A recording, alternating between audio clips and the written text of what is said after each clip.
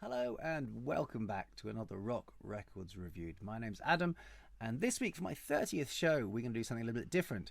I'm well aware that a vast majority of my lists are very heavily male dominated, and seeing as we've just had International Women's Day, what better time than to look at the top 10 women in rock?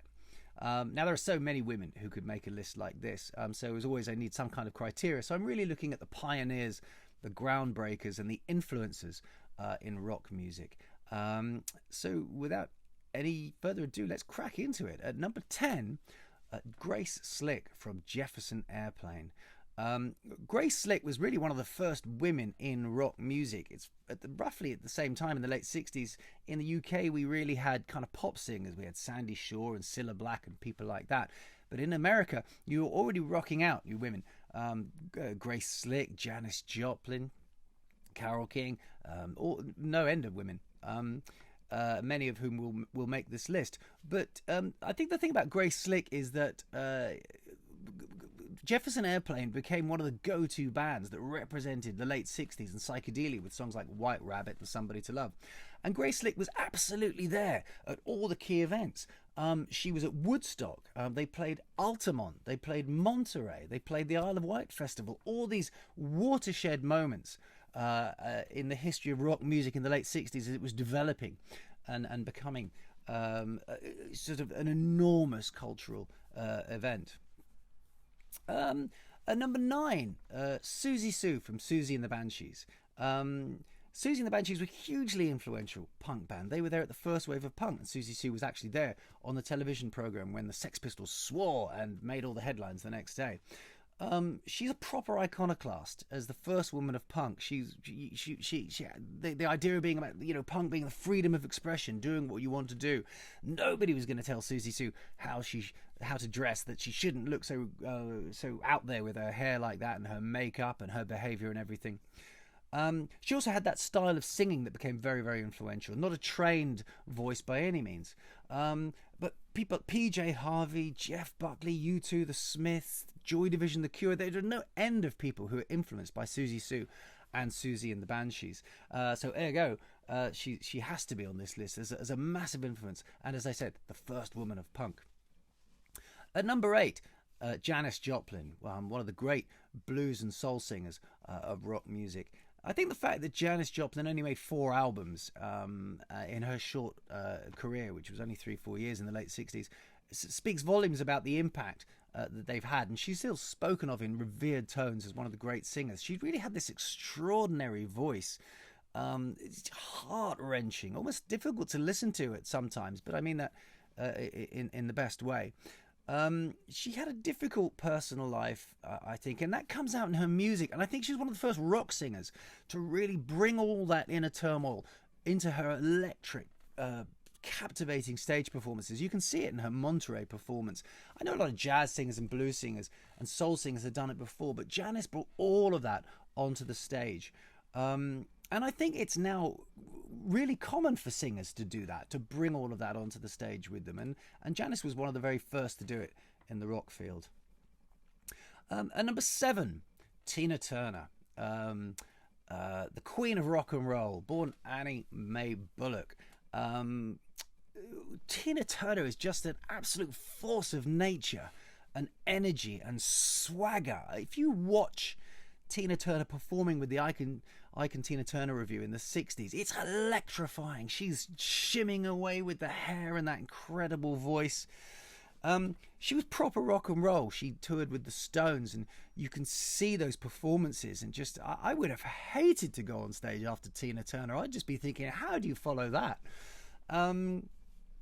But also, the singles she's made are just so fantastic. River Deep Mountain High has to be one of the very greatest pop singles of all time, in my opinion. But there's also Nutbush City Limits, the absolute defining version of Proud Mary.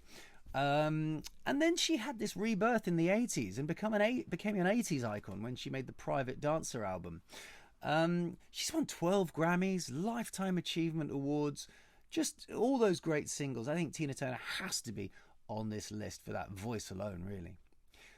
At number 6, Patti Smith, the punk poet laureate, as she's known as. Most famous for her cover of Springsteen's Because the Night, and also the Horses album, which has been a huge inspiration on so many alternative artists like REM and Pixies, Kim Deal, Nirvana, Sonic Youth. Even Madonna has name-checked Patti Smith. With Patti Smith, it was about poetry and music as performance. And she played down any notion of sexuality. That wasn't what she was about at all. It was all about the words and the message. She's still very politically active with regards kind of US foreign policy particularly. And she's really still one of the most intelligent and outspoken performers in rock music. At number 5, Chrissie Hynde from The Pretenders. Now, Chrissie Hynde is pure rock and roll. If you haven't seen her live, you'll know exactly. You won't know what I mean, but she really does walk the walk and talk the talk. She's a great songwriter, to say nothing else. The Pretenders' debut album is still regarded as one of the great debut albums, but so many great singles. You know, Talk of the Town, Back on the Chain Gang, Stop Your Sobbing, Message in a Bottle. The Pretenders' singles just is just one great song after another. She brought a kind of new, tough female fashion and a more kind of forthright feminist attitude that helped pave the way for sort of so many artists that followed. Her ethos was kind of like, take me on equal terms or do not take me at all, because I can rock harder than any of you. She's a fabulous singer. And actually, Madonna did say that it was Chrissie Hynde who gave her the confidence to succeed in a man's world. I saw her very recently on stage, and as always, she was absolutely fantastic. At number 4, Debbie Harry from Blondie. Debbie Harry, you know, apart from being a great pop rock band, you know, Blondie with a load of great singles, Debbie Harry was really, I think, the first female rock star to overtly use her sexuality in her music. You know, again, something that massively influenced people like Madonna, Lady Gaga, Wendy James, Christina Aguilera, Britney Spears. I mean, they made great singles, and for a while, you know, Debbie Harry was really one of the most famous faces on the planet with regards to pop music and music. You know, Andy Warhol painted her and made her face an iconic image. And image is the word here. You know, she was acutely aware of how she looked and the effect it had on people. And you know, she's written about that. And of course, you know, she's still, you know, an iconic image. The Andy Warhol painting itself is going around the world on tour at the moment. But Blondie were a great band. They made some great records. And Debbie Harry has to be on this list because just her command of her image and how it helped sell the music has just become an absolute standard now in the world of music marketing. At number 3, Kate Bush. Now, Kate Bush is a true artist. She found her inspiration in her music in literature, in prog rock musings of bands like Pink Floyd, and she really just created a unique musical world of her own, and she continues to do so. You know, there's a real mesmerizing beauty in a lot of Kate Bush's music. I listen to songs like Man with a Child in Her Eyes and Army Dreamers, and I'm so jealous at that talent that she can transport you with that voice and that simple arrangement, those melodies. It's absolutely stunning. She fuses classical music and sort of glam rock, and there's a sort of gothic folk sensibility in what she does that's influenced hundreds of artists: Suede, Goldfrapp, Tori Amos, Florence and the Machine, Cocteau Twins, Johnny Rotten loves her, Bjork, the Eurythmics. I mean, I could just go on and on and on. I think more than anyone else in this list, she's also concerned with sound and the sound of her records. You know, she was a lot of technical innovation, Kate Bush, like wireless microphones, and also she built her own recording studio because she really was concerned about getting absolutely the right sound for her records. At number 2, Joni Mitchell. Now, Joni Mitchell is just one of the greatest songwriters there is in popular music, full stop. And I would be here all day if I was citing all the people who name-checked her as an influence. Suffice to say, it stretches for everybody from Taylor Swift and Katy Perry to Led Zeppelin. I think it's probably fair to say she's the greatest musician on this list. Her use of open tunings and her guitar playing and instrumentation is very, very well documented. And she's been called sort of the first female artist in music. There are very few kinds of songwriting in the rock vein that she hasn't explored. And the other thing, she's absolutely central to one of rock music's key chapters, the Laurel Canyon chapter, which was, James Taylor, Crosby, Stills and Nash, Neil Young, Jackson Browne, Eagles, all of those people. They all look up to her as a musical goddess, and for good reason. I mean, she's also been inundated with awards and honours, and rightly so. And in my humble opinion, I think Joni Mitchell is one of the few bona fide geniuses in music. So that takes us to number one, and my number one choice for the greatest woman in rock is Stevie Nicks.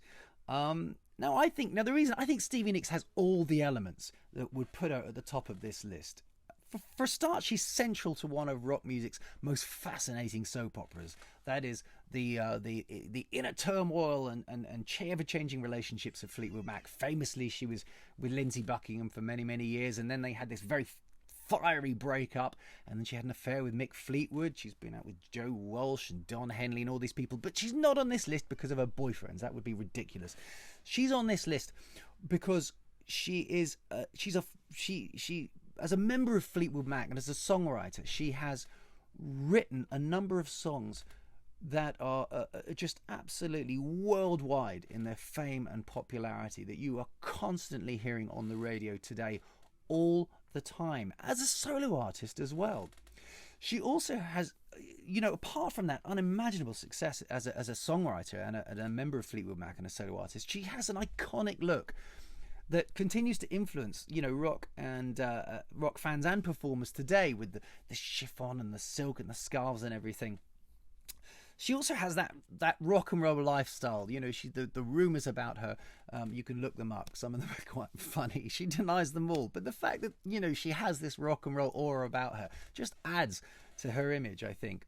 And again, we'd be here all day if I was citing all the people who name her as an influence. Again, from Beyonce to just about any band who ever nicked a Fleetwood Mac lick. This interesting story. We have a show in the UK called, or we used to, called the Old Grey Whistle Test, which was where the bands come in and perform in the studio, and just about everybody was on there back in the 70s and 80s. And Whispering Bob Harris, the presenter, he was once asked what was the best performance you ever saw on the whistle test as you were sitting there in the studio watching bands perform, and he said, without missing a beat, it was Stevie Nicks and Fleetwood Mac doing Rhiannon. And you can see this online. And he said everybody was absolutely just captivated, in a trance, watching Stevie Nicks perform, because she was twirling around and she had the voice and she had this really sort of enchanting, sort of spooky Welsh folk type song that's become her calling card. And funny enough, I saw Fleetwood Mac at Earl's Court many years ago, and I was lucky enough to be in the second row, and bang in front of me was Stevie Nicks, and I absolutely understood what he was talking about. She is mesmerizing on stage when you watch her. I don't know what it is. It's just a sort of strange star quality that some people have, but I couldn't take my eyes off her, and she was absolutely brilliant. She's also the only woman who's been inducted into the Rock and Roll Hall of Fame twice, as a member of Fleetwood Mac and as a solo artist. So there are many, many reasons why she's at the top of the list, but I hope I've convinced you with a few there. So there, I mean, my God, there are so many women who could have made this list. Anne and Nancy Wilson from Heart, Joan Jett, Kim Deal, Kim Gordon, Susie Quattro, Carol Kay, Bonnie Raitt, PJ Harvey, Carole King, Mama Cass, Joan Baez, Christine McVie, of course, with Fleetwood Mac, Joan Armatrading, another wonderful songwriter. I've very specifically left out all the pop singers, because of course Madonna would make a list like this if we thought she was anywhere near a rock singer, but she's not. But anyway, I hope you've enjoyed that fairly brief rundown of my top 10 women in rock. Please say if you disagree, and let's talk about it, and send me your lists, and we can discuss them below. But that's it for now, and I will see you again very soon for another Rock Records Reviewed. Thanks very much. Bye bye.